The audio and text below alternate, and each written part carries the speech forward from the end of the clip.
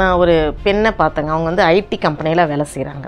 அந்த அம்மா வந்தாங்க. ஒரு சின்ன குழந்தை, ஒரு ஒரு 3 வயசு குழந்தை இருக்கும், கூட்டிகிட்டு வந்திருந்தாங்க. நான் அந்த அம்மா கிட்டே, என்னம்மா கொஞ்ச நாளாக இங்கே தான் இருக்கீங்க, நீங்கள் உங்களை கட்டி கொடுத்த சென்னைக்கு நீங்கள் போகலையா அப்படின்னு நான் கேட்டேன். அந்த அம்மா சொன்னாங்க, இல்லை போகல அப்படின்னாங்க. ஏன் போகலம்மா அப்படின்னு. இல்லை எங்களுக்கு டைவர்ஸ் ஆகிப்போச்சு அப்படின்னு. ஏம்மா அப்படின்னா, இல்லை எப்போ பார்த்தாலும் ஏதாவது ஒரு சந்தேகம், ஏதோ ஒரு டார்ச்சர் பண்ணிக்கிட்டே இருக்கார், என்னால் முடியவே இல்லை. அதுக்கப்புறம் சரி டைவர்ஸ் வாங்கிடலான்னு சொல்லிவிட்டு என்னால் இருக்கவே முடியல, அதனால் டைவர்ஸ் வாங்கி வந்துட்டோம் அப்படின்னு.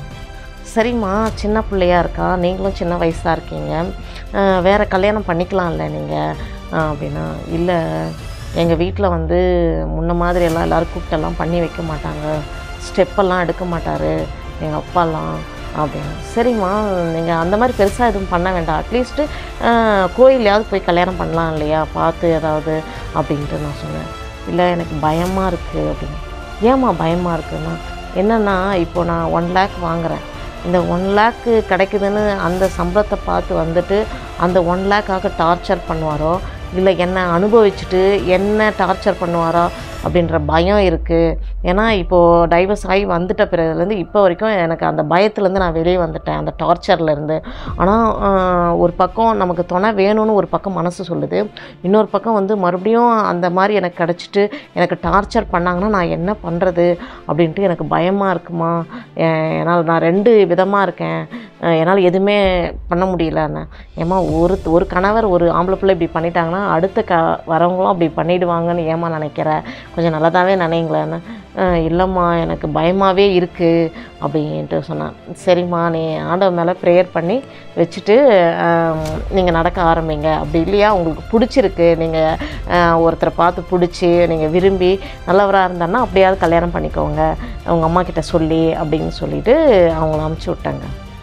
என்ன அப்படின்னாங்க, பயிருக்கு வந்து வேலியாக அமைந்தவர்கள் தான் ஆண்கள். அப்படின்னா என்னென்னா, அந்த பயிரை வந்து யாரும் வந்து மேய்ஞ்சிடக்கூடாது, பத்திரமா பாதுகாக்கிறதுக்காக தான் அந்த வேலியையே அமைக்கிறாங்க.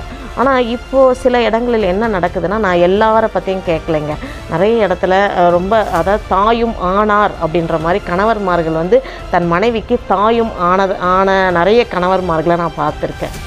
நான் எங்கள் வீட்டுக்காரை கட்டிக்கிட்ட பிறகு தான் எனக்கு ஒரு சுதந்திரம் கிடச்சிச்சு அப்படின்ற சொல்லவங்களும் சரி. எங்கள் அம்மா வீட்டில் இருந்த வரைக்கும் நான் அவ்வளோ கொடுமையை அனுபவித்தேன், இங்கே வந்த பிறகு எங்கள் வீட்டுக்கார் நிறைய சுதந்திரம் கொடுத்துருக்காரு, அவரை விட்டு நான் ஒரு நாள் கூட இப்படி பிரிஞ்சதே கிடையாது, ஒரு வேளை சாப்பாடு கூட நான் சாப்பிட்டது கிடையாது அப்படி சொல்லக்கூடிய நிறைய பெண்மணிகளை நான் பார்த்துருக்கேன். ஆண்கள் அவ்வளோ தாயும் ஆனார் மாதிரி தாயாக பார்த்துருக்கேன் நிறைய ஆண்கள். ஆனால் ஒரு சிலரை பற்றி தான் நாங்கள் சொல்கிறாங்க, எல்லாரையும் பற்றியும் நான் சொல்லவே இல்லை. என்னென்னா ஒரு சிலர் இடங்கள் என்னென்னா அந்த பயிரையே வந்து அந்த வேலி வந்து மேயும் போது என்ன ஆகுதுன்னா, அந்த பயிர் வந்து தன்னை பாதுகாத்து கொள்றதுக்காக அந்த வேலியை தூக்கி போட்டு வெளியே வர்றதுக்கு ஆரம்பிச்சிட்டாங்க. நிறைய பெண்கள் அதை ஆரம்பிச்சிட்டாங்க. இப்போ மறுபடியும் அந்த வேலிக்குள்ளே சிக்கிறதுக்கு பயப்படுறாங்க. ஏன்னா அந்த வேலி நம்மளை காப்பாற்றுமா இல்லை வேலியே அந்த பயிரை மேய்ஞ்சிடுமா, இந்த நிலைமையில் வந்து நிறைய பெண்கள் இருக்காங்க. சில இடங்களில் பார்த்தோன்னா எனக்கு வேணவே வேணாம், இருந்தால் உன் தாலியை பிடிச்சிக்கோ அப்படின்னு சொல்லிட்டு டைவர்ஸ் வரைக்கும்லாம் போகிறது கிடையாது. கவர்மெண்ட் கிட்ட கூட போய் கேட்டு அந்த டைவர்ஸ் வாங்கி 1 வருஷம் 1.5 வருஷம் அதெல்லாமே எதுவுமே நடக்கிறதில்ல. வேணாம் நீ அங்கே இருந்துட்டு நான் தனியாகவே இருந்துக்கிறேன்னு சொல்லிட்டு தனியாக ஆக்கி சாப்பிட்டு நான் பிள்ளைங்களை பார்த்துட்டு வேலைக்கு போயிட்டு வந்து பார்த்துக்கக்கூடிய நிறைய இடங்களில் அந்த விஷயங்களை பார்த்துக்கிறேங்க. கொஞ்சம் யோசிங்க. ஏன்னா திருமணம் பண்ணும் பொழுதே உங்களால் பெண்களை வந்து பாதுகாக்க முடியும், அவங்கள அனுசரித்து போக முடியும், குடும்பத்துக்கு ஏற்ற மாதிரி நடந்துக்க முடியும் அப்படின்னு கொஞ்சம் மென்டலியாக நீங்கள் ப்ரிப்பேர் ஆகுங்க. ஆண்களையும் சொல்கிறேன், பெண்களும் சரி சில விஷயங்களுக்கு விட்டு கொடுத்து போகணும், சகித்து போகணும், தியாகம் பண்ணணும் சில விஷயங்களை.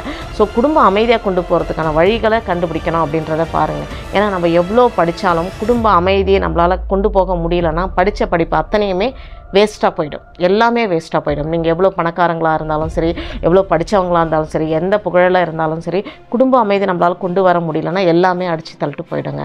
அதனால் கொஞ்சம் அதை பார்த்துக்கோங்க. அதே மாதிரி உங்களுக்கு ரொம்ப டார்ச்சராக இருக்குது, நம்ம உசுறு போகிற நிலைமை இருந்துச்சுன்னா கண்டிப்பாக ஒரு பஸ்ஸு போகுது, பஸ்ஸு வந்து வெடிக்க போகுது, அதுக்குள்ளே இருந்தோன்னா நம்மளும் பாதிப்பாகும் போது கண்டிப்பாக நீங்கள் அந்த பஸ்ஸை விட்டு இறங்கி தான் ஆகணும், இல்லை அதுலேருந்து கீழே இறங்கி தான் ஆகணும். அதே மாதிரி தான் அந்த வாழ்க்கைன்ற பயணத்தில் வந்து உங்களுக்கு வேலியே பயிரை மேயுது அப்படின்னும் போது கண்டிப்பாக நீங்கள் வெளியே வரணும். அதை வந்து நான் கண்டிப்பாக ஆதரிக்கிறேன். ஏன்னா அதுக்குள்ளே இருந்து நீங்களும் மாட்டிக்கிட்டு நீங்களும் இறந்துடக்கூடாது தான். அதனால் இப்போ இருக்கிற காலகட்டம் பார்த்திங்கன்னா பெண்கள் பயப்படுறாங்க, நாங்கள் தனியாக கூட இருந்துடுறோம், எங்களுக்கு அது தேவையில்லை, இதிலே வந்து நாங்கள் கொஞ்சம் சந்தோஷமாக தான் போயிட்டுருக்கோம், எங்களுக்கு நான் மறுபடியும் அதை சிக்க விரும்பலை அப்படின்ற அந்த மாதிரி ஒரு கான்செப்டோட இப்போ இருக்குதுங்க. அதனால் கொஞ்சம் வந்து ஆண்களும் சரி, பெண்களும் சரி, பெற்றோர்களும் சரி, குழந்தையை வளர்க்கும் போதே சரி, நம்ம சில விஷயங்களை சொல்லி வளர்க்கணும். அதேமாதிரி ஆண்களும் சரி, பெண்களுக்கு ஏற்ற மாதிரி சில குணங்களை நம்ம மாற்றி அமைச்சிக்கிட்டோன்னா நீங்களும் நல்லா இருப்பீங்க, உங்கள் குடும்பமும் நல்லா இருக்கணுங்க.